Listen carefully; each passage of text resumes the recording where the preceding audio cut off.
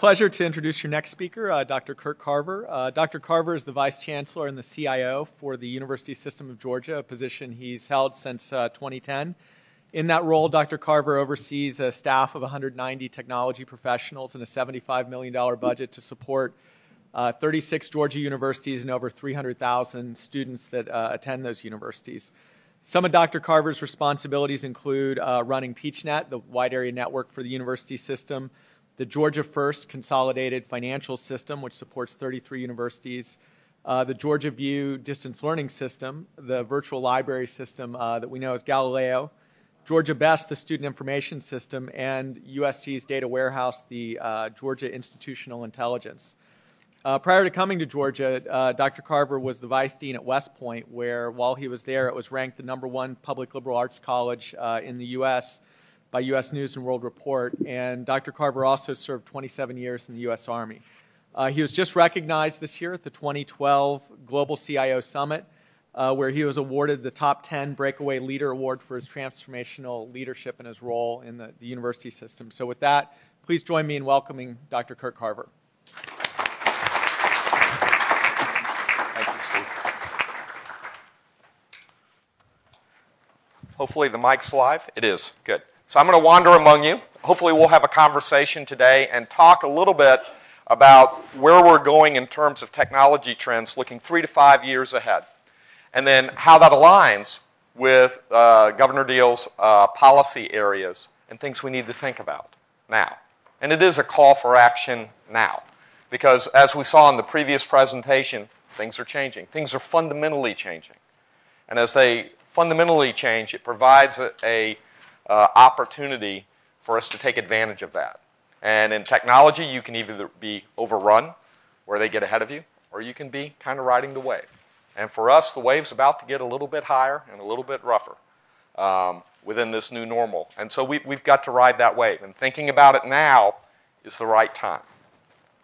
So Steve talked about a lot of the services that I offer. This is the only slide that I've got on any of that kind of stuff. But for the University System of Georgia, for those 36 institutions of higher learning, most of our systems are centralized. But PeachNet, everybody uses that for our backbone internet. Everyone uses Galileo as their virtual library system. And just like many other state agencies, by combining and working through the power of a state, we realize economies of scale. And those economies of scales are somewhat staggering in terms of how far down we can drive the price.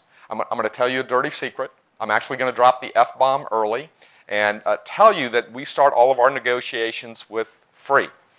That's our starting point. That's the F-bomb in my office. So we start with free because you want all of our graduates. And then we negotiate up from there. If you look at our contract with one of our strategic partners, I think the write-off right now is 99.83 is written off of list, and we work from that point. And what I've tried to tell them, it's a whole heck of a lot easier if you just gave it to us for free. And they have in pre-production. In our pre-production servers, it's all free. Their entire stack. We don't even go in and negotiate anything. I'm just trying to get it to the production stack. Now, do they make it back in maintenance fees? Of course they do. It's not like they're not making money off of us. It just takes them a little bit more time. But that's where we start with those negotiations. And again, that's the value of working as a state. It's the value of driving that price down and working through a competitive process to get the best products and then build a deep community of practice, a deep technical and business owner community of practice around one or two tools that everybody is using. But anyway, you've got the idea there. Learning management system, Desire to Learn, we just rolled out. It was interesting. I was at a meeting with the provost yesterday, and we had the first 5 institutions that had gone through the system report back. And what we were finding was the students were reporting, and the quote I'll bring to you, students were reporting, if you can do Facebook, you can use this system. Okay, cool, because my mom, who's 73, can use Facebook. So that means the faculty might be able to use it at least some of the time. And what we also found is that last week at one of our institutions, 52% of the faculty that week went into the tool and updated their course material for their students using the tool, which is a staggering number for faculty to be using this learning management system halfway through the semester. You would expect at the beginning of the semester there's a big push. And you're rolling out your syllabus, you're rolling out your course schedule, you're putting all your presentations up there or your YouTube movies or whatever. But at this point in November, or last week in October, for 52% to be in there, they're interacting, they're talking with them, they're using this technology-mediated environment to engage and inspire our next generation of leaders and students. So we're very excited about it. And there are lots of other systems. So all right, enough on what I do. Keeps me up. That means there is always, in my world, something broken. Always. I am always getting it, this is down, we're trying to work this back up. Something is going on, especially over on PeachNet. You probably don't know this, but Georgia squirrels need their fiber. They get their fiber from my fiber. Every week. I kid you not, I'm not making this up. Every week, we lose a fiber link somewhere in the state because squirrels have eaten through it. Or they have sacrificed themselves to a transformer. We have yet to build a transformer that can survive a squirrel. It's true, it really is. And the good news is most of our institutions are dual-homed. In other words, we have two separate fiber paths going in to that institution over two physically separate routes. So as the squirrels attack, the students and faculty don't know. They don't know because the other link is at equal strength in terms of bandwidth, and we try to keep that up. Now, we have 5 institutions that are not dual-homed right now. I'll fix 4 of them this year. And then one of those down in Brunswick, coastal, we're still struggling with. And it's because just the topography of the state. If you think about it, all the fiber follows 95. There's really not a good path through the ocean. There's really not a good path to the west. And so one army of squirrels can take out coastal right now. But we're trying to work with some other technologies to try to help them out. All right, so this is what I'm going to talk about, the policy areas. And because when I was at West Point, I was actually on the faculty before I was corrupted and brought up into administration, we'll have a quiz, just like the previous speaker. So we'll have a quiz early on. Mine, because I am a numbers guy, I'm a computer scientist, but mine will be with pictures. You have to guess the trend based on the pictures. And of course, I've done this like any quiz in higher education. It's patently unfair. So there's one picture you're really going to struggle. You're going, what was he thinking when he picked this picture? But that's my discriminator. You always, you want everybody to get an 80 and only a few to get A's. All right, so there's one discriminator. It's the first picture. But y'all are smart. You may figure it out. The other 3 should be easy. Okay, so everybody's going to get a 75. Everybody should pass. Nobody's going to be left behind. But there's one discriminator, and it is unfair, and I'll admit that up front. All right, so here are the policy areas that I'm going to try to link through. The obvious one is the top one, is the educated piece. And I'm going to talk a little bit and build upon the previous presentation in terms of statewide and worldwide trends in education, just so you know where the United States stands. And why this is a call for action now. We must engage now in this problem, okay? But I'm also going to talk about growing, which is linked to educated, by the way, and then the mobile, the healthy, the safe, and the responsible. And hopefully I'll have a very funny story. You'll laugh, I'm sure you will, tied to Atlanta traffic and my trip to you this morning. Because I made a particular choice that I never make, and that was to trust technology. And you'll be hopefully amused by the outcome. All right, so here's your quiz. The 4 trends. And you can go ahead and shout this out. Remember, I'm a former professor. I'm used to pregnant pauses. I will just stare at you until you speak. So what are these 4 trends in IT right now that are emerging and are big? All right, so cloud and big data, that's 2. Good, you're at 50%. You're doing great. Not mobility, but close. Social. Close. It's a big word. It's a big word. No. And I can understand why you would pick social and mobile. It's tied to that idea, though. What else? Y'all are working on the 2 top ones now. So The one that has Google in it is part of it. Nope, that's the cloud piece. But there's a network component, but there are devices around that thing that are a little bit bigger than the other things. Big word, begins with C. Huh? Consumerization. Good. So we're at the 75%. You're doing great. You've got a C. That's how academics work. You've got 3 out of 4. You got a C. So the question is, what about the 2 young ladies or the 2 girls? Not growth, but actually the opposite of growth, related to a particular field. There you go, big hint. And I'm talking about IT. It's a hard one, I know. I'm unfair. Professors are that way. Do you want me to tell you, or you want to guess? Lack of resources within IT. A shortage. Shortage. Very good. Shortage of IT. Shortage of IT. All right? Oh, very good. You got 100. Y'all should all feel very proud. Very proud. Very well done. So I'm going to talk about these 4 trends because they're big trends. They're big, important things. And hopefully you'll pick up on this. So let's start with shortage of IT. Okay? This inability at a reasonable salary to hire folks. And these are some of the headlines that you will see. I have highlighted the bottom one because, I don't know, it just appeals to my ego to be referred to as a Ferrari.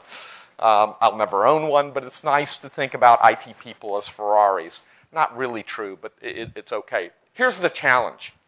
This year or beginning of next year, China and India will stop outsourcing IT. They're consuming their own IT. And they'll continue to consume their own IT. And so we're going to have to insource it to meet our growing needs, or we're going to have to grow our own. And that is a scary thought. Earlier this year, February, I lost my chief data architect. That position is still open. I'm still looking for a chief data architect. The salary is 6 digits.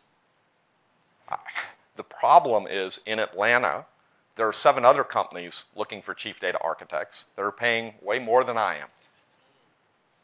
They're paying way more than I am. The kind of banter that you hear about data or in security is that 2 murders is okay on your resume. 3, we absolutely say no. But 2 you can still apply. We'll still consider you within the field of candidates.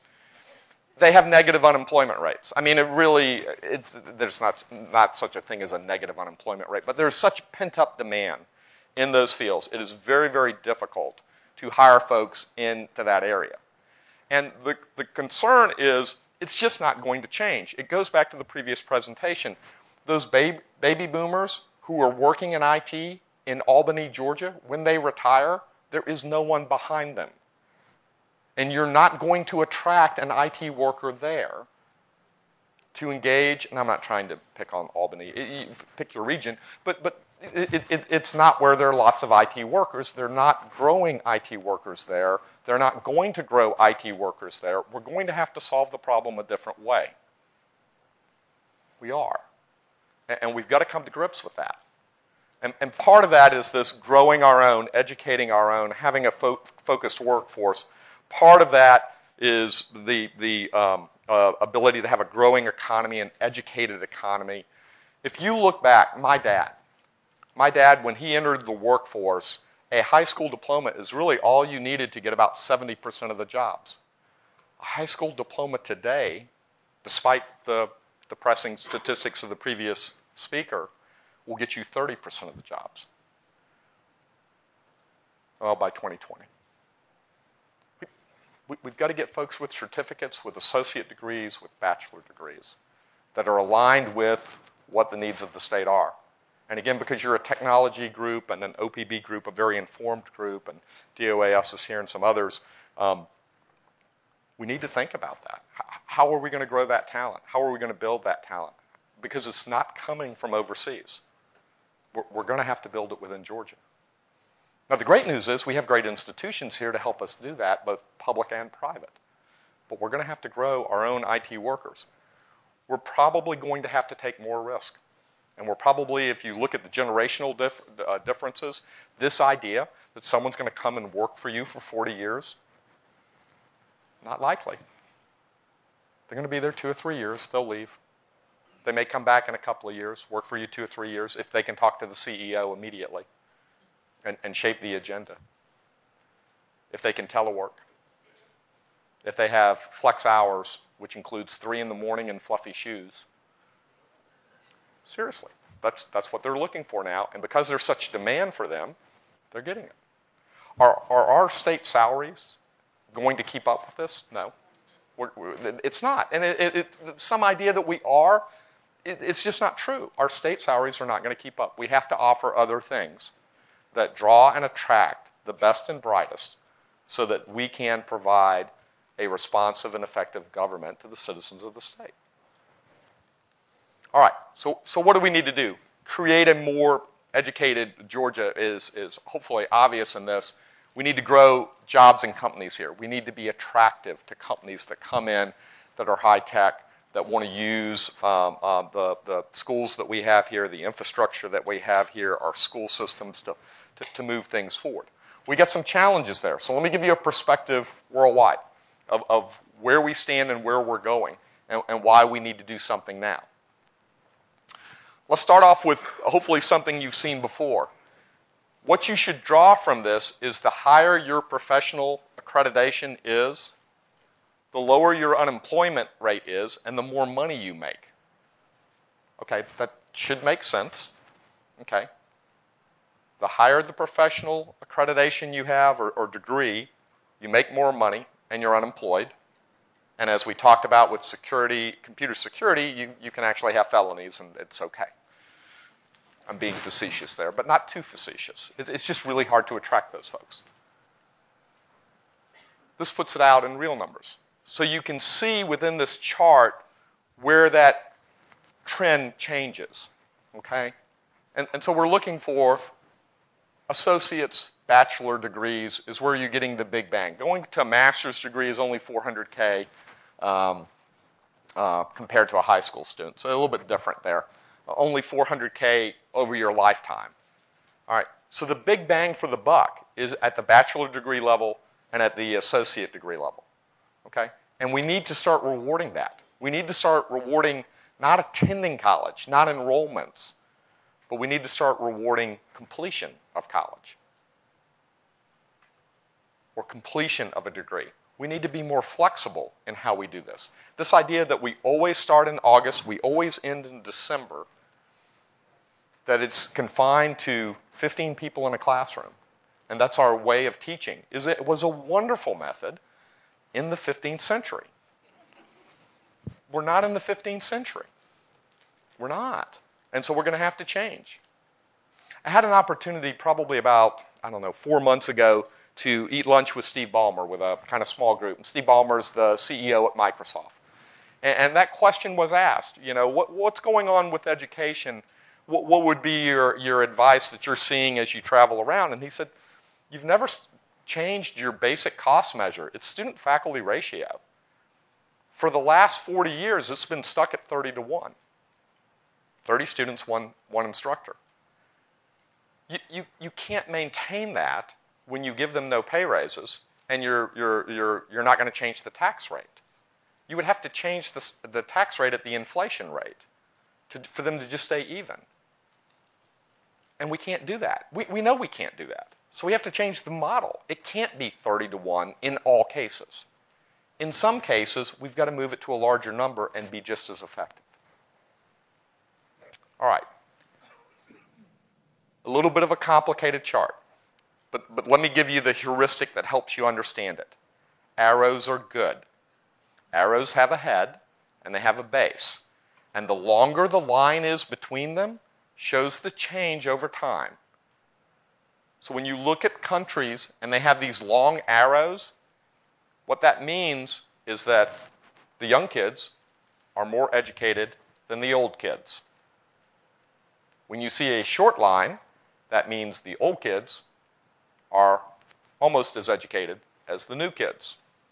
When you see the United States, there is no arrow. It means the old kids are just as educated as the young kids. We have stood still. The rest of the world has not stood still. The rest of the world has moved forward, as indicated by the arrows. We used to be the column 30 years ago all the way to the left. We're now 13th or 15th, depending on which one you look at, which survey they do. We cannot stand still because all of these jobs require degrees beyond high school. Okay. And that's why there's a call for action. It is good to see that we are ahead of the Netherlands, Switzerland, and Finland at this point. We're not that far ahead of them right now. Estonia is staying flat, otherwise they might pass us soon. Okay. What I've done here is laid it out a different way, but I've also overlaid now the states. So what I've tried to do is lay out where the United States is in this. And I actually had this really cool graphic where it was moving, and that over time you could see it. It would have been very neat, but I didn't include it. But you get the idea here. We're about halfway down. We are still ahead of Finland. Very good in this survey. Look where Georgia is. There are the states compared to the nations using the exact same metric. Not in the upper half. We're not in the upper half. So we're going to have to be transformational. We, the university system of Georgia, have to be transformational. We have to change this. We have to move forward. We have to move forward with pace, with agility. We have to be transformational. We can't be transactional. We can't work around the edges. We can't solve 35 common problems or a common problem 35 different ways. We need to solve it one or two different ways or three different ways. But we simply can't afford it anymore. And our state can't afford it. And our nation can't afford it. So we're going to have to fundamentally change what we're doing. And if you look at Chancellor Huckabee and what he's trying to work on right now with consolidation of institutions, with Complete College Georgia, of changing how we look at the entire system of how we educate folks, looking at space utilization and saying we cannot continue to build buildings at the pace we're building buildings. The state can't afford it. We can't afford it. We have to educate a different way. We have to think outside the box. We have to take advantage of that wonderful learning management system that we just deployed that everyone's using and that students revel in. I actually teach at Georgia State at night as the CIO so I consume my own dog food. So I make sure that we keep the system aligned with what their needs are. What do I teach? Graduate level studies in computer security. So the point behind this, and beyond space utilization, we're looking at distance education. A task force recommendation just came into the Chancellor 2 days ago, and we're considering that. And we look at data-driven decision making. We have to have the right data being collected across the entire enterprise. And we participate heavily with the other state agencies in Race to the Top so that we're collecting and sharing the right information so that we can track a student literally from infant to grave. We want unique identifiers because what happens is they change. They go to one school for a year. Y'all know, y'all have kids that age probably. They go to school for one place for 1 year, then they move another place, and then they get a job or they go do something else, and they come back a couple of years later. And our previous system treated them in isolation as if they were all different people. And they're not. They're not. One of the cool things that's going on right now is the Technical College system of Georgia and the University system of Georgia are using the same automated advising tool. It's called DegreeWorks. But all of our institutions, all of them, every single one, is using the same tool to advise our students. Wouldn't it be cool if we could trade information? I mean, there's some HIPAA and some personnel stuff that you don't want to move. But trade so that we treated a person as a person? and we knew where they had challenges, and we helped them remediate those challenges, we've got to change this chart. We've got to stop falling. And the new normal part of that, and why there's a call for action, is it's not like y'all are going to discover $4 or $5 billion just hanging out there and say, here, Kurt, go fix it. We're going to have to do it with the resources we have. And that's hard for people to hear, but we're not going to have $4 or $5 billion that's just sitting around on the side. I have to tell you, I know Bob's here and there's some other CIOs in the room, but the funniest vendor call I ever got was where a guy came in and he goes, Kurt, I've got this great idea. I need to give you a 30-minute pitch on it. Okay, fine. What he was selling was prepaid legal services. Wouldn't the students at or the parents of students at the University of Georgia sleep better at night knowing that if they did something incredibly stupid, that you had prepaid legal services set up for them? Yes, but why are you talking to the CIO? Well, we were able to find you. Okay, cool. An interesting business approach. Interesting business approach. How far down of a discount would you give me if we were going to buy this at a system level? Because I'll play this game. 15% was the answer. Well, typically get 40, 60% or more. We typically drop the F-bomb free, and then we'll work from there. But okay, we can work that. What's the base cost? $350 million. So his assumption was that I had $350 million sitting around, and he, in a 30-minute presentation with no slides, was going to convince me to allocate that $300 million to buy prepaid legal services as the CIO, because I'm just a good guy to do that. Well, the state's kind of the same way. There isn't $4 or $5 billion sitting around. It's not going to change over the next couple of years. It's not because we have bad people, or there's malice towards education, or there's malice towards the citizens of the state. It is what it is. And this is what it is. And we're going to have to transform within that space. So as we move this afternoon to have the smaller groups that look at each of the policy areas, coming back in with a $2 billion solution to prepaid legal services for every citizen of the state is probably going to be poorly received. I mean, I don't want to speak for Calvin or the governor. It's not my place. But within USG, it's not well received. The new normal is tuition's not going to go up a whole heck of a lot. State funding for education is not going to go up a whole heck of a lot. It's tied to hope. It's not. It's going to stay where it is. We have to do, and fees are not going to do what they've done over the last several years and rise rapidly. Those venues are all closed. They're predictable now. It's going to stay about where it is, or it's going to decrease slightly. So given that, what's the best you can do? What is the absolute best so we fix this chart?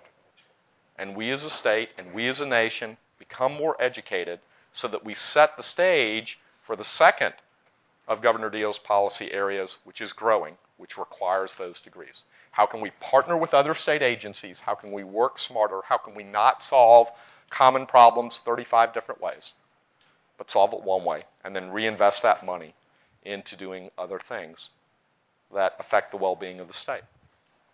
All right, enough on this slide. We're going to do it. I'm going to move on to cloud. So, talked a little bit about PeachNet early on. I do want to talk a little bit more about this because it's kind of important. Cloud is coming. Lots of things are moving into the cloud. If you look within the university system, all of our services, not all, but most of them are heavily centralized, heavily optimized. We try to maintain agility for the campuses where it looks like it's coming from the campus, because guess what? Donors don't give my organization any money. Vendors do, but donors don't, okay? And we would like alumni to continue to give money to institutions because it helps us move forward. So we've got to tailor these services to reach out and support those initiatives where we maintain that campus identity. But we got to have agility.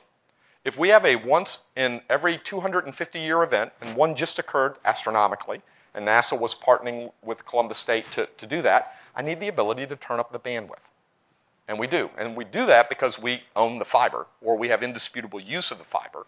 And if I need to change out the terminal equipment, I simply change out the terminal equipment, which costs me about $200K. and then I've got a lot more bandwidth. Rather than 6 months of negotiations to try to get some small amount of bandwidth.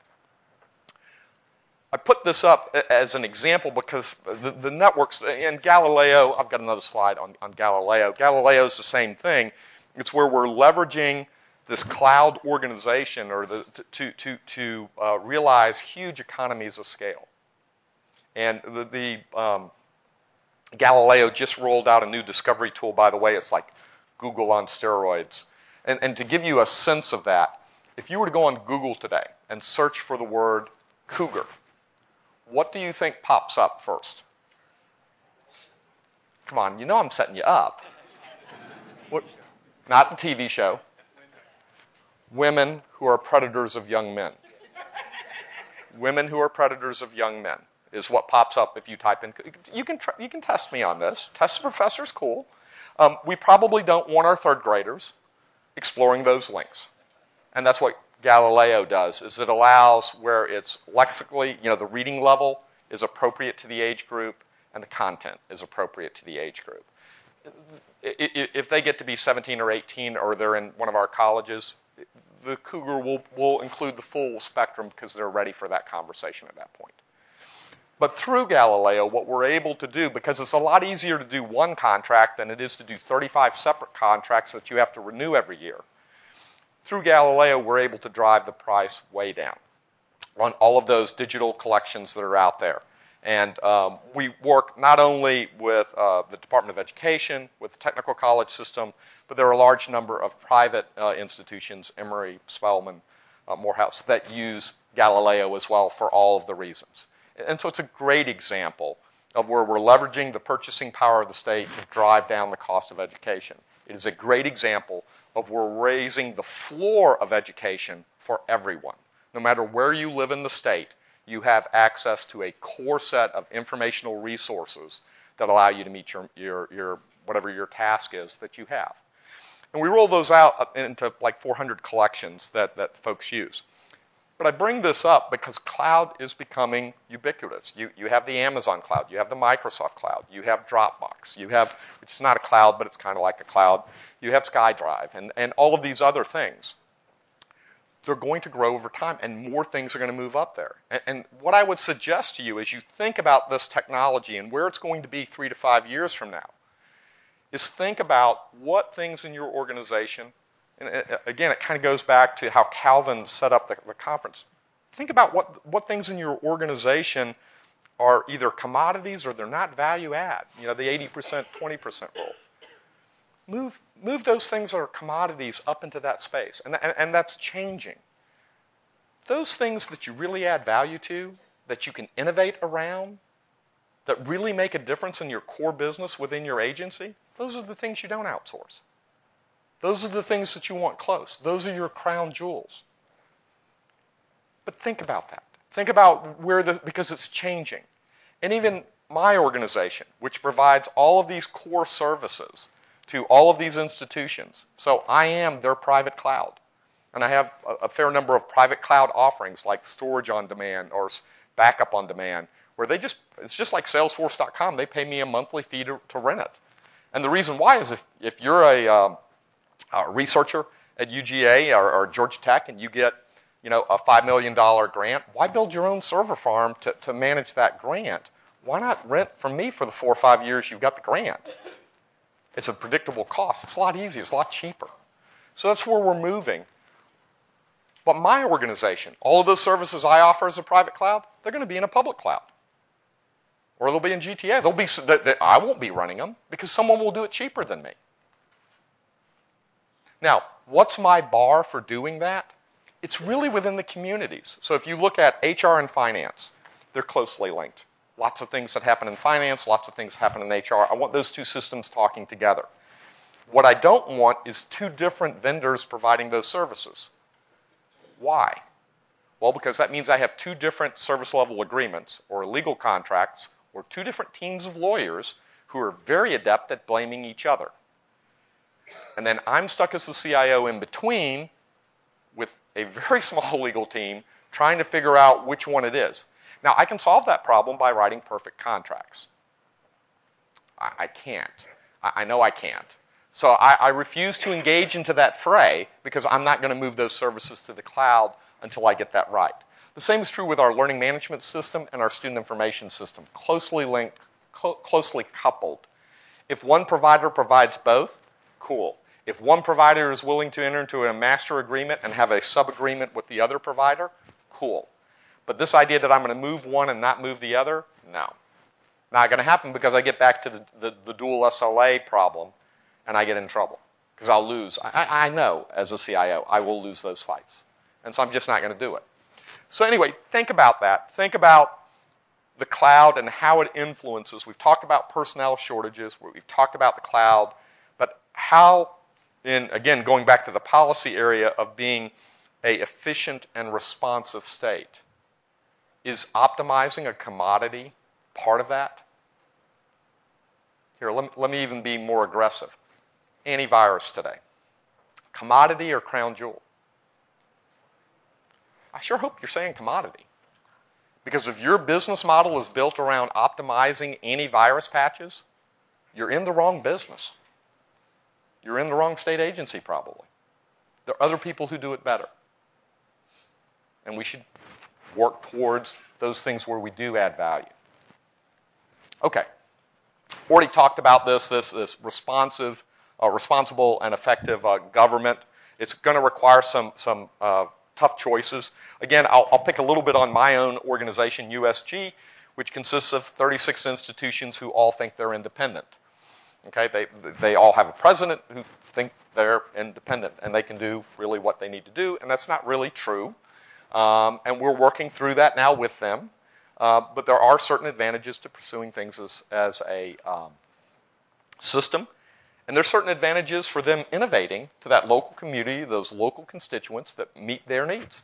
We'd really like them to focus on that. And we'll focus on the commodity piece. Same thing, outsource commodities, insource innovation. But look 3 to 5 years because that market is changing. And again, in my business, I've got most of the things consolidated right now. 10 years from now, those will not be out of my data centers. Those will be in some public cloud somewhere because I think they'll be, at that point, all of those systems will be out in that space. And I'll be innovating in different space. And then you got to educate, again, going back to the policy areas for Governor Deal, you have to educate and grow the right jobs because we want those things here in this state. And we have some advantages here in this state to educating folks and then having them stay in Georgia and work in our workforce. All right, data deluge. A couple of things here to talk about. Data, big data, really, really big data. There are some interesting statistics, and I wish I had kind of brought all of these through, but you know, if you look at human history, I'm trying to say this without using technical terms. Perhaps the best way to say this is if you look over the last 500 years, we generated a certain amount of knowledge. That knowledge is now generated in about 1.2 years, same amount. It's because we're so interconnected, because we have so many people that are building off of and going, oh, what a great idea, but have you thought about this? Have you thought about this? And the data behind that is growing at that rate. The question is, can we use that data to actually make intelligent decisions? And the kind of cool thing is, for the first time in our lives, really, location-based computing is actually starting to work. You can actually use your location. So next week, I have to fly up to SUNY, to the New York Educational System, and they've got a conference. I'm going to be speaking at their conference. But when I go in there, I've got an app on my phone that tells me where the restaurants are and what the good restaurants are and what other people have rated the restaurants. And if I click map, it will actually show me how to get there by train, by car, or by walking. And it'll actually monitor me as I move around and try to do that. So those things are actually starting to work. The bad news is they're not perfect yet. We've still got some challenges. That's my story from this morning. So this morning, I live in Athens, by the way, so I had to drive down. Normally, if I live in Athens and I'm driving down, I get on 138, get on 20, then come in 20 from the side, do it at 5:30 in the morning because at about 6:30 is when 20 goes crazy. And it just becomes a parking lot. And it stays that way for a while, and then you're okay. In the afternoon, it has its own period. And y'all know Mondays are better. I don't know why. I guess people don't work on Mondays. But some people don't work on Mondays because the traffic's lighter, and I can actually cheat by 20 minutes, but not a minute more on coming in. Fridays, it's the opposite. You better be getting out of Atlanta early because between 1 and 3, parking lots reappear on all of our major interstates. But this morning, I decided I would just use my GPS. I would ignore all of those rules, which I just encapsulated pretty quickly, and I see everybody nodding. Y'all know the rules. Y'all know the rules. I used my GPS. It took me 2 hours to get in this morning. I went through some strange parts of Decatur coming in, and you know what it was? The technology just gave up. It had traffic information on the major roads, which were all red. And so it just gave up and said, I'm just going to put you on a road that I have no traffic information because it's got to be better than this. Well, it was wrong. It was stoplight, the stoplight, the stoplight. But how long is it going to be before that user context of Atlanta traffic is actually built in? And I lived and worked in New York for almost 12 years. We all knew the rules for New York City, too. There were certain bridges you could take to get in, certain bridges to take out, and time. And lots of times where the train was better, but only if you did it this way. If you were going from New York to Washington, you could fly for $99 and waste 4 hours, or you could fly for $150, or you could get on the train for $150 but work all 4 hours. And the train was much better. And you had space and no security at all, actually. So you got a lot done. But my point is, we're going to catch up with that. Those devices are actually going to start monitoring that and track that. And you need to start thinking about, within your state agency, how are you going to use that data to do all 6 of the things that the governor is talking about? Because all of them are dependent on collecting the right data and then using the wisdom and your judgment to make decisions about it. Have you noticed for, I think it's called Peach Pass, I do use it quite often, but the rate changes based on the congestion. They're collecting that data. It's actually pretty important. Because I can just look at it and know how bad the road is ahead and push the detour button inside my car, and my car will start to automatically detour or make the choice that I'm going to actually use that lane and move forward. But we need that data, we need those indicators to be leading indicators, not trailing indicators.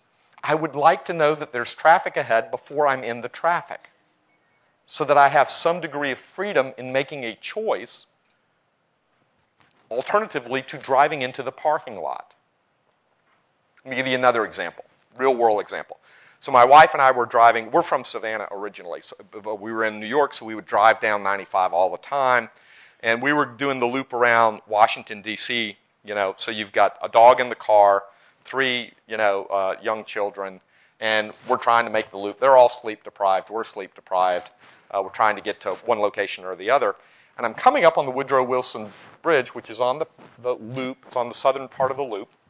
And traffic starts to pile up. And luckily, I was able to get a leading indicator. We found a radio station. And what the radio station said was, if you're on the road, you should go home.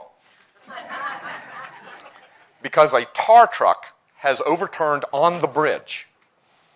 The projected cleanup is 12 hours. You should just go home at this point, because you will never get to wherever you think you're going. And there are really no other routes. And for us, how do you go home from there? And the answer is that 395 cuts through the middle of Washington, and we were right at the exit, so we immediately exited and moved. But you need that data for decision making. In education, you need indications that a student has fallen off the path before they've completely fallen off the path.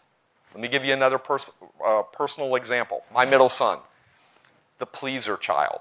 The one who always did everything. You didn't have to ask. You didn't have to tell him to study. You didn't have to make sure he actually studied. Had good SAT scores. Got into a great school.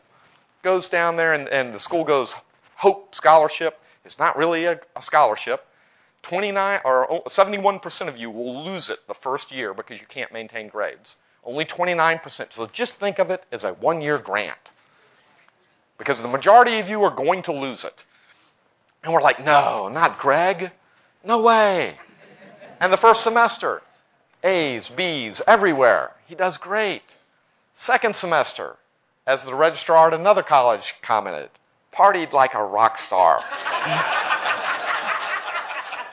I sure would have liked to have known that about 2 weeks into the semester and not at the end of the semester. We would have changed certain behaviors. Okay? And when he came home, he's like, I know.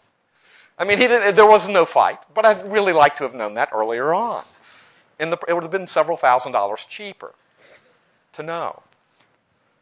We've got to get serious about this, though. And we've got to understand that a lot of data is being generated in an unstructured format in Facebook and LinkedIn and Twitter. But there are tools out there that allow you to monitor that so that when you personally or your organization is mentioned, you're alerted. And then you can intervene within that medium and remediate that issue. And so if you've got a customer complaint going on, if you've got a wild rumor going on, if you have a poison seed being planted deeply, intervening immediately allows you to control that. So those tools are there. We've got to get more sophisticated in using those tools in state government and being responsive to the needs that are out there.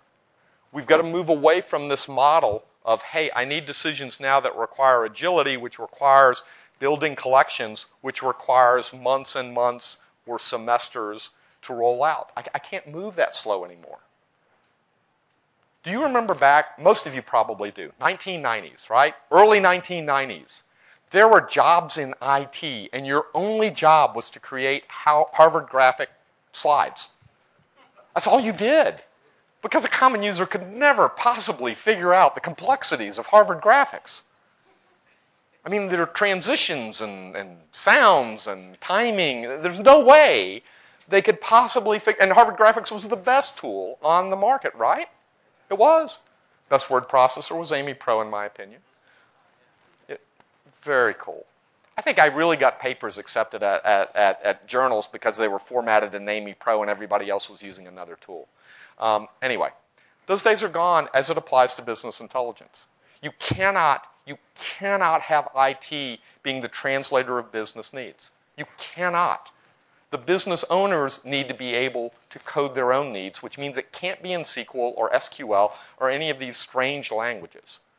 It has to be in something that's understandable to the business owner that at 3 a.m. in the morning on an iPad or other computing device that they can actually use to build those data needs. And we're not going to move on any of the other 6 things until we have that capability, because it underlies all of it. You've got to have the right data to support the right decision making. Just think of me and my son Greg. Think of the Peach Pass. All right. So, what do we need to do? All of these things are dependent. I have my cool little reference to the movie's Hacker. It's all about it was Dustin Hoffman. It's all about the data. It is. It's all about the data. We need to collect the right data. We need to have a sophistication in terms of our knowledge workers in how to use that data. And it can't be IT translating that. The one other thing that I will tell you, and that's that last bullet there, is that data governance and leadership are more important than the technology. If you think this is a technology problem, it's not. The technology piece, my job, it's easy. It's easy. The hard part is the governance. What does this word mean? How are we going to use it? How does it lead to decision making? This idea of producing realms and realms of papers or slides or pages and pages and pages of dashboards that no one uses for action, that no one uses to make a decision, are gone. We can't have that misalignment anymore. We need the users controlling that so that it is aligned with real work that they're doing, be it in an office setting down here or be it down at their home at 3 o'clock in the morning with pink, fluffy shoes on and a bathroom. All right, moving on to consumerization. Let me tell you a story.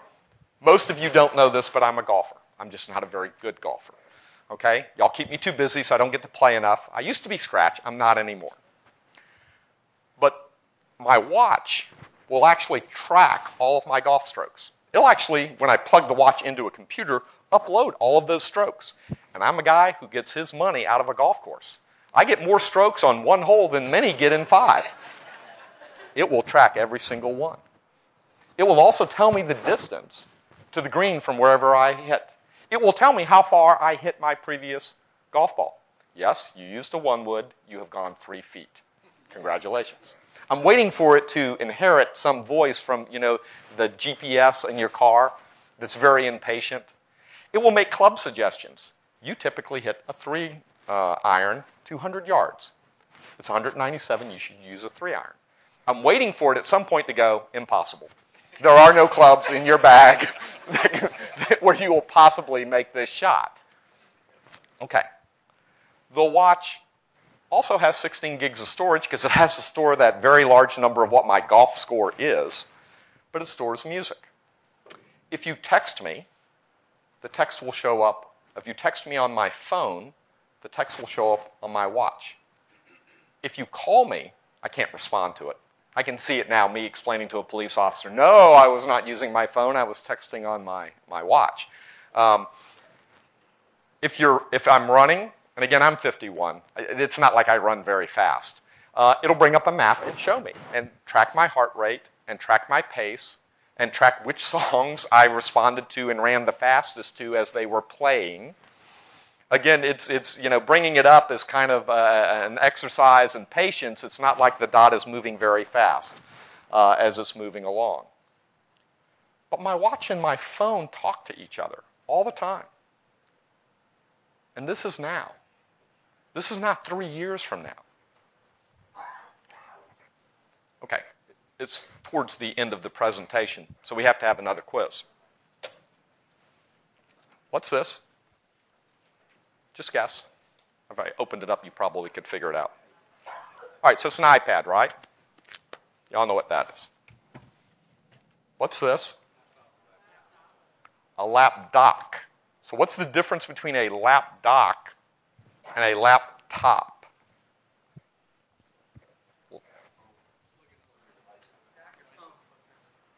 The computing for this comes from the dual processors in this. So this actually plugs, the networking comes from this. The graphics come actually from this, but this is principally a dumb terminal. We have gone backwards 40 years.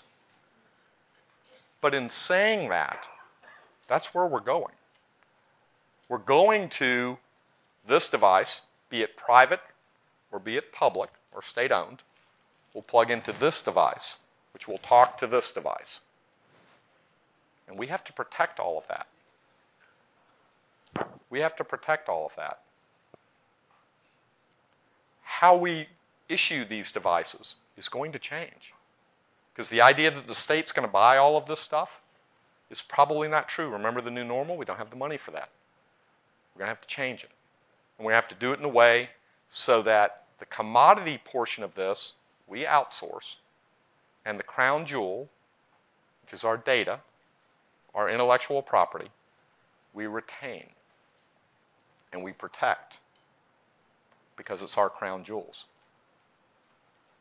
Are we there yet? No. If you plug this into this, I have done so. It does work. I actually use it occasionally because my eyesight's just not that good. It's, again, 51 bifocals, or not bifocals, just reading glasses. It's not that cool yet. It will be. It will be. 3 or 5 years from now, somebody will figure it out. This won't be a dual processor. This will have 16 processors in it. It won't have a half a meg of storage or of video card on it. It'll probably have an 8 gig video card on it. It won't have 32 gigs of storage. Shoot, my watch has 16. When I run, my headphones aren't plugged into anything. They're just talking to the watch. When I get in the car and I do Bluetooth, it's talking to the watch. We have to start thinking about how are we going to use this? How is this, because it really is a fundamental shift. How is the consumerization of IT? Y'all got the last question right. How is the consumerization of IT and the fact that location-based computing that it can know where I am and thus figure out what services I should be offering or what I might be interested in, going to change how you're going to offer state services with no budget increase. Don't come back and ask for $4 billion. It's not going to happen. We're not going to give it to you. But you're going to have to do it. How are you going to realize savings in other places and do it? Okay. I brought some things, or put some things up there to kind of think about with regards to this in terms of who owns the data. You own the data. That's your jewel. Don't give the data up. This idea of private work split, we have to get a lot more sophisticated. You know what? If you want to work at 3 o'clock in the morning, I want you to work at 3 o'clock in the morning because I'm not paying you more. Okay? So if you want to work at 3, I want to enable you to work at 3. I just want to enable you to do it safely. Okay? And so that when you leave the enterprise, remember all those IT workers, we're going to leave the enterprise. The young ones, they're going to leave, come back, leave, come back. I'd really like to control the data in between so that they don't take the data with them where the principal source is their cell phone because that's their principal computing device. That's where we're going to be. Managed, unmanaged, are you going to manage all of the apps at Google Play or all of the apps at the iTunes Store? I don't think so. You're going to have to pick a couple and say these are the standard apps that will support. The rest of these you're going to outsource. But you need to be having those conversations of which ones really provide value and which ones don't. So that managed, unmanaged space is going to become important. And you can already see this. If you go, I was at the student center at UGA recently. I really like student centers. Our kids are there, and they're very inspiring. I mean, they are. But you look around the room, and you see about a third are engaged in just people talking with people. Kind of cool to see that still works. A third are people with cell phones, not talking, but they're texting each other, which I find humorous. But they do. And then a third have their laptops out. There are going to be more and more of those cell phones or tablets or watches. They'll be talking with their watch. How do we support that? And how do we do it in the new normal? Okay, we already talked about this. All right. Y'all know what this is, right? We call this the blue screen of death. Typically when I'm giving the speech, and I was trying to be respectful for you, but typically giving the speech, I will preface this about 3 minutes earlier with, this is the most complex slideshow I've ever built. I sure hope it works. And then when the slide would pop up, I would be facing you, and I would try to keep my face straight. And typically I do it to IT audiences, and they're just looks of horror around the room that this has happened. And I'll let it go, and typically at about 30 seconds in, I start laughing because I can't control myself because they've figured it out, what's going on. So why do I have this in here? Those trends are not going to be flawless. You know, we have had time and time again IT come in and say, hey, this is going to be the next best, greatest thing. It's going to change everything. And we have been time and time again wrong. All right? The big conversation right now is MOOCs, massively online courses. We're talking about it. We're exploring it. Does it change everything? It'll change some things. I don't think it's going to change everything. And the reason why is because IT is not civil engineering. Civil engineering used to be IT. How to build a bridge used to be an exercise in imagination. We would do it all sorts of different ways. Some of those bridges worked. Some of those bridges didn't work. Okay?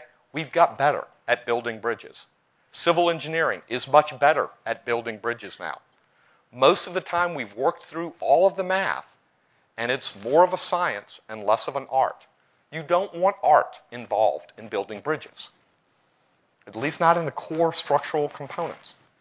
IT's just not at that level of maturity. It's not. And when we make illusions that it is, or we say this is going to be the next best thing and solve all of our problems, we're lying to you because we're not mature enough to do that yet. We're like little kids. I have a neighbor, Ella. It's a true story. She's 3 years old. She will very proudly tell you I know everything. Just ask me. Seriously. She does it in her bathing suit. It's just so cute. Anyway, but she will. But IT's the 3-year-old Ella. We don't know everything. We know a lot, though. We've been working at this for a while. But we're not civil engineering yet. And some idea that this is all science, it's not. There's an art and a craft to rolling out these systems, which means there's risk involved. And we have to manage that risk. And we have to have reasonable expectations, or we're going to have blue screens of death. We're going to have blue screens of death as we move along. It's going to be uneven. The last thing I'll say is probably a little bit uncomfortable, but that's okay. I've probably been saying uncomfortable things for the last hour. West Point, the place I came from before this, about 12 years ago. And you know, West Point has a pretty good reputation for leadership. I mean, that's what they're focused on. They pride themselves on being the premier leader development center in the world. And they've got at least some facts to support that assertion. It may be a little bit over the top. They have another one that says most of the history we teach was created by the people we taught. A little bit over the top as well. But some truth to that. About 12 years ago, and they always monitor, you know, what things do people need to know to be great leaders? 12 years ago, IT broke actually into that category. It used to be 9. There are now 10 things that people need to know to be a great leader. And their point was, this isn't about leading an IT organization. This is about being a CEO of any organization. So in 2000, IT moved into that group. And West Point, as you might imagine, is pretty intentional once they make those big decisions. They've been around for a while. And so all of the freshmen, imagine this. This is your next CEO coming in. All of the freshmen have to write Java code to program a robot who has to solve an uncertain problem. They have to drive the robot around and figure out stuff where there's great complexity. These are the freshmen. So not 1 + 1 = 2, but deal with the complexity of driving the robot, reading 16 sensors, figuring out, am I on a line? Am I not on a line? Has my sensor connected with what I'm trying to pick up and move? Am I clearing the minefield? So on and so forth. Pretty complex stuff. The second course they take in IT, they actually program routers, really program routers. I'm talking about philosophy majors, English majors, everybody. They build a true client-server solution, writing the front end in HTML, writing the middleware in PHP. I have no idea why we picked that tool. The compiler errors in that is Charlie Brown's, teacher, blah, blah, blah, blah, blah, blah. Error has occurred somewhere in the world. I stop. I mean, this PHP error code. That's what you get out of the compiler. Maybe it's got a little bit better. And then they have to write the database that underlies it. Every student. Why?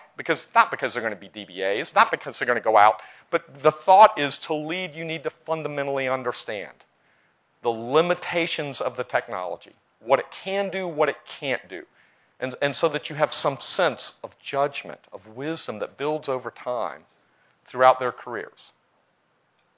And I would suggest, as we look at the policy agenda and the tasks that you have before you, we need to build some judgment, not only of what IT can do to support those 6 policy areas, but what IT as an art and part science can do, can and can't do.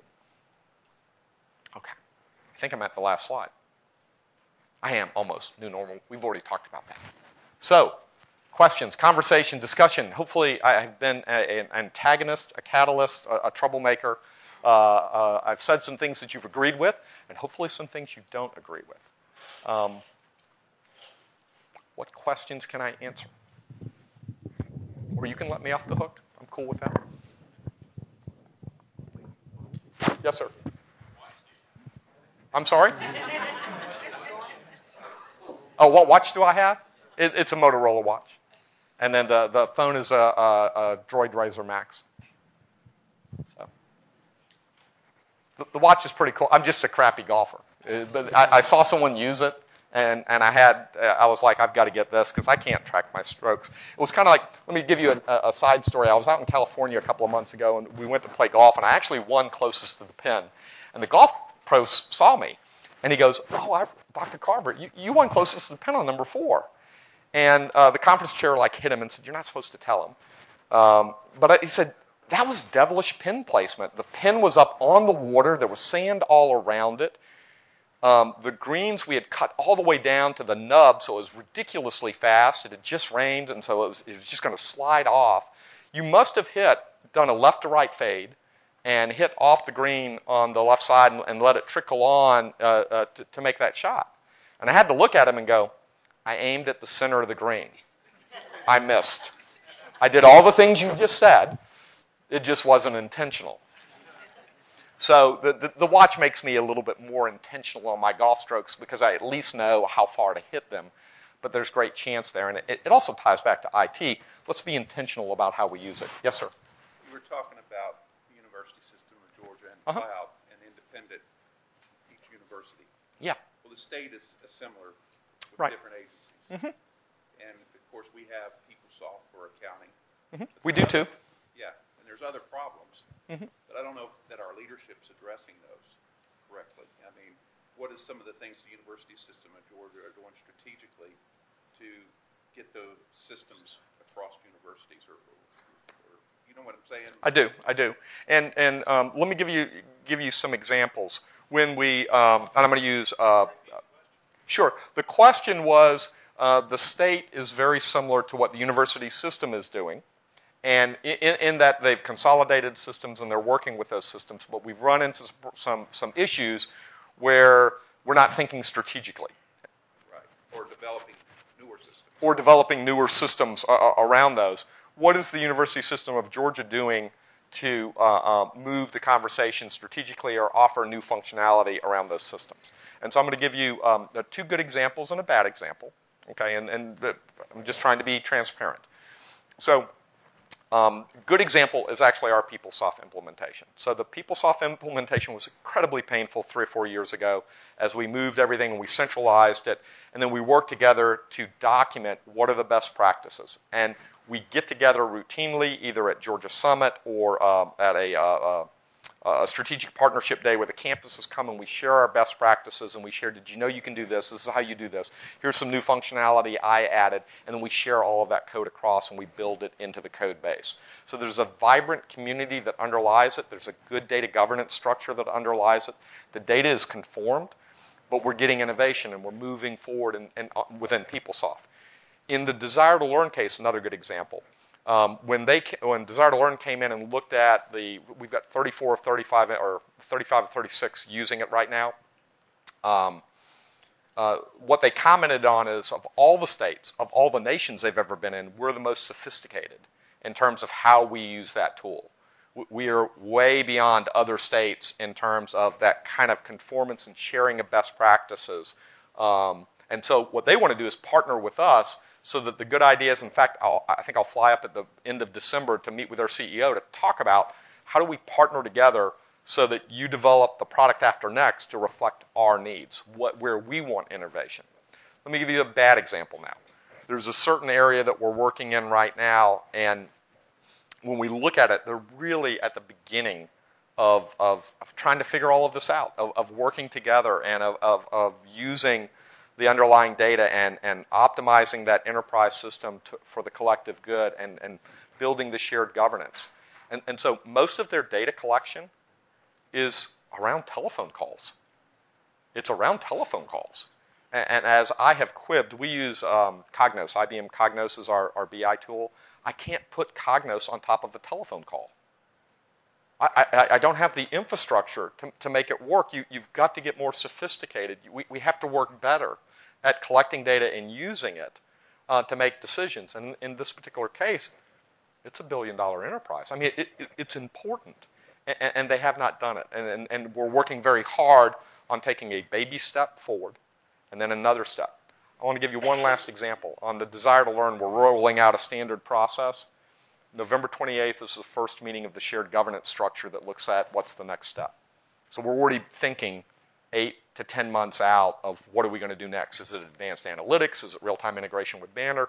Is it 6-year retention of course material, portfolio management? All those things. And so we're starting to build that consensus, the pricing model. Do we work as a state in arguing this? Do we form a smaller consortium of interested institutions? But it's the idea that IT has all the ideas is the wrong solution. It's much better to get the customers in the room with IT, work together, and then instead of some ivory tower solution, you've got a shared governance structure and you have everybody going forward to, and an enterprise system that meets real needs instead of imagined needs. Did you get everybody together with their pain points to get this consortium and say we got a problem, Houston? We did. We did, and we've got a good data leader that's leading it now. I don't think they realize how much work is involved in that data governance piece. It's really hard. It really is hard, and it gets contentious, and people are like, well, just make that decision for me. No. Or, I need more data. We get data paralysis. I need more data before I can make a decision. No, you don't. You know what second place in war is? Dead. Second place in war is dead. And so my background's military. You need enough information to make a decision so you're inside the decision cycle of your enemy. And sometimes our enemy is ourselves because we wait too long to get too much information to make it. It's okay to make a mistake if it's an honest mistake, but we've got to move forward. And so we're trying to move forward with those systems. It's uneven, but we've got a chancellor that's pushing that envelope. There were other questions. Was there another one back here? No. Other questions? Or am I out of time? You got enough for one more? Oh, I got enough for one more question. Give me a hard one.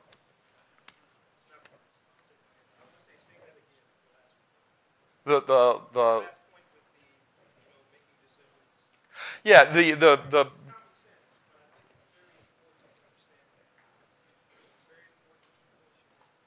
Yeah, the idea, there are certain folks who are conservative and want to wait till you have all information or there's no risk with a decision in moving forward. Or, let me give you an example from my staff. I have a subset of my staff that are like, Kurt, what a great idea to deploy that social media tool to the system office. I won't tell you what the tool is. We will need 18 months, $1.73 million, okay, and 14 new hires to roll this out, and we will have it out there in 3 years. It's going to be wonderful. Everyone's going to be thrilled. No, they won't. I don't have 14 new hires. I don't have $1.8 million. I don't have 30 months to roll out a technology. I don't. I can't wait for those things. I can't wait to gather every possible fact related to a decision. I need to gather enough facts so that based on 30 years of doing this, I'm comfortable that I'm making the right decision. Let me give you another example. I'll go back to a desire to learn example as we were kind of rolling out the system. One of the things when you roll out one of these systems, you want to have a training environment. You want to train the trainer and then have people train within their institution, everybody. And so we'd come up with a plan and proposed the plan that we would have that training environment up in early April, and we'd roll out the system in May, and that should be perfectly fine for the 5 pilot institutions. Well, faculty affairs came back and said, absolutely not. It's going to take, the faculty are going to be busy then. Well, the faculty are always busy. It's the common IT rejoinder. But they said, we need it earlier than that. Can you do March? And my staff immediately said, no. There's no way for us to do it by March. I've deployed a learning management system before. I knew they could. I knew it was a glass ceiling. And so I challenged them on it, and they actually went back and built a new system. And that weekend, they came back in, and what they said was, we can do it by February 1st, not by March 1st, and we can do it for free. And they were right. And we did. And the customer was pretty happy with that. I'm going to give you one more trivial example. I'm just milking this a little bit, but it's one of my favorite stories, and so I just have to. And it's a dumb thing, but it's funny. I lead an IT organization. We should be doing IT things. So I think it was last November they came to me and they said, "Here are your 6 choices, CIO, for your Christmas card." Well, they were all on paper, No, we're an IT organization. I don't want to do paper. And so they brought the team in and they said, well, what's wrong? These are really good cards. And they said, no, I don't want to do this. I want a 3D whirl, and I want us out in the lobby of our main building thanking our customers of partnering with us to go forward and to deploy this new system. And they said, no, it's November. We don't have the time to, no, we can't do this. So the exact same thing happened. They very begrudgingly came in after the weekend, and I mean, almost in a surly, disrespectful voice, said, Kurt, will you buy us a Lego set? Okay. And I said, well, what are you going to, we're not going to tell you what we're going to do with it. You don't need to know that. Will you buy us a Lego set?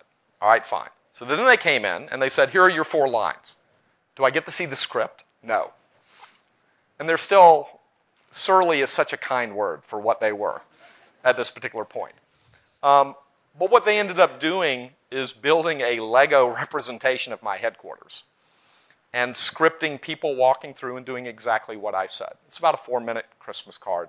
It is absolutely hilarious. I do say my 4 lines. They beat on me a little bit. But it changed the bar within the organization, that we were a technology company, that we were an innovative company, that these glass ceilings of what we can do through a paper card or through a training module being pushed out to an organization just in time to be irrelevant to the mission, just in time to get in the way of the faculty accomplishing their mission, that those glass ceilings can be shattered. And what I suggest to you is that the governor's policy areas, working with IT partnering, we can shatter some of those glass ceilings as well and achieve things that we didn't think were possible.